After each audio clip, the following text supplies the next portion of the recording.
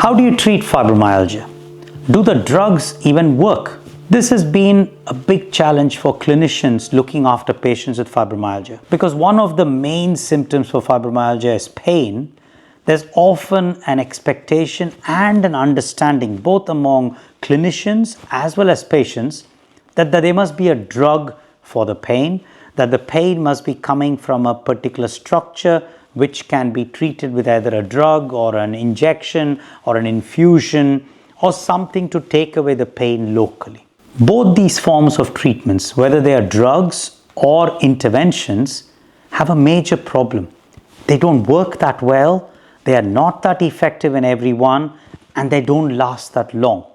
So we are finding, certainly in the UK, and for that matter in many parts of the world, that trying to treat fibromyalgia with only these two options, either a drug or an injection or an infusion, is not a long-term sustainable strategy.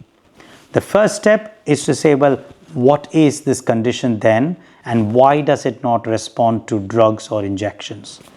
Firstly, neuroimmune disorder. That's what fibromyalgia is.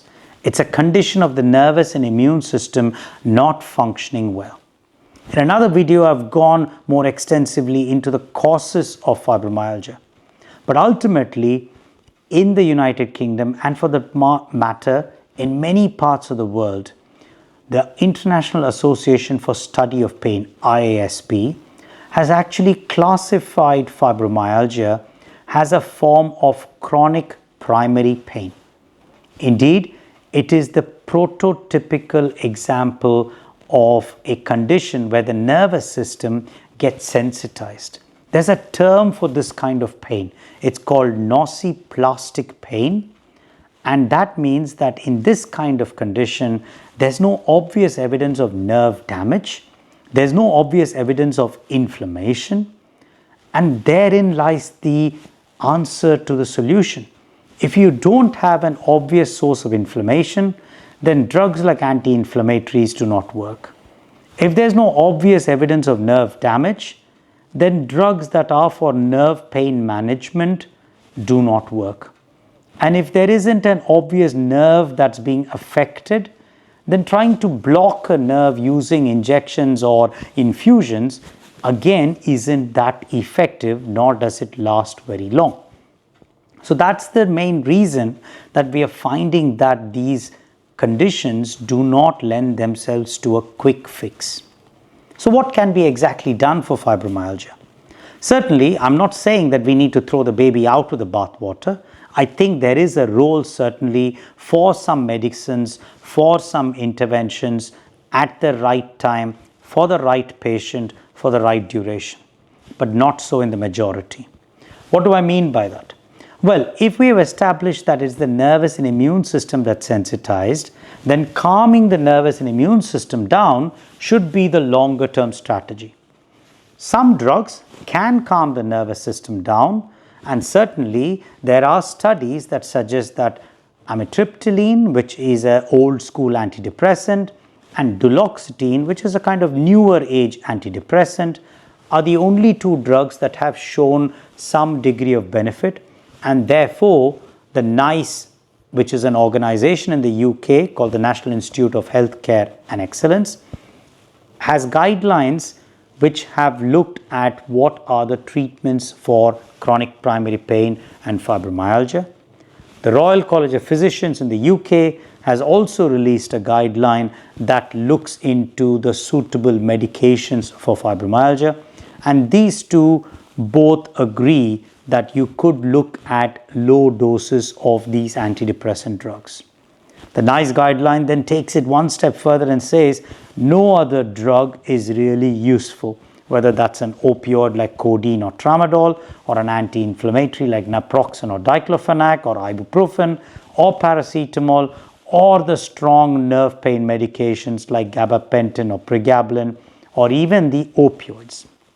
There's certainly some interest in a few drugs that are not licensed or not yet approved in the UK. And at the time of this video, there is some suggestion and some small case studies looking at drugs like low-dose naltrexone. There's some suggestion that medicinal cannabis could be of use. but we don't have the level of evidence now to say that they are excellent or they'll work in everyone. But certainly there are patients who might get benefit from drugs in the right phase. So that's about medications. Interventions, there is a role for the right patient at the right time for certain injections like trigger point injections or lignocaine or lidocaine infusions of local anesthetic. But again, you'd have to discuss with your specialist to see whether you're the right person at the right time for that treatment to make a difference, because these are all expensive and you need to be sure that these are going to be sustainable for you. But once you've taken the medications and interventions apart, there's a whole host of non-pharmacological, non-drug ways to calm the nervous and immune system. One way to calm the immune system is nutrition. So diet and nutrition is a big strategy for managing the pain of fibromyalgia. Other ways to calm the nervous and immune system are in optimizing sleep, reducing stress, ensuring that some kind of movement-based activity, whether that's Pilates or yoga or walking, is included. And lastly, a variety of mind-body techniques, whether that's mindfulness-based strategy, whether that's CBT, whether that's ACT, whether that's newer techniques like emotional awareness or expression therapy, journaling. And in this situation, I would certainly recommend apps like The Curable, which have a wealth of other non-drug techniques that one could try for trying to calm the nervous system down. Indeed, there's a suggestion that these kind of nerve conditions, also called neuroplastic conditions where the nerves are getting sensitized, there are certain techniques, newer techniques like somatic tracking or somatic experiencing or trauma-based, body-based approaches which take advantage of the body to process some of the trauma and the stress. They all can be quite powerful ways to reduce the pain. Maybe even newer techniques like EMDR, which is another mind-body technique. So keep a watch out for these techniques. As the evidence grows, there's a potential that these could be helpful for managing fibromyalgia. So do not think only about the traditional mainstream drugs and interventions. There is a wealth of 5 other techniques, namely diet strategies, sleep optimization strategies, movement-based strategies, stress management techniques, and mind-body approaches, all of which can work as effectively or better than drugs or injections. I hope you found this video useful. I'll see you in the next one. Thank you. Thank you for watching the videos. I hope you're getting value from them. Don't forget to subscribe and hit the bell button for notifications on when the next videos are to be released.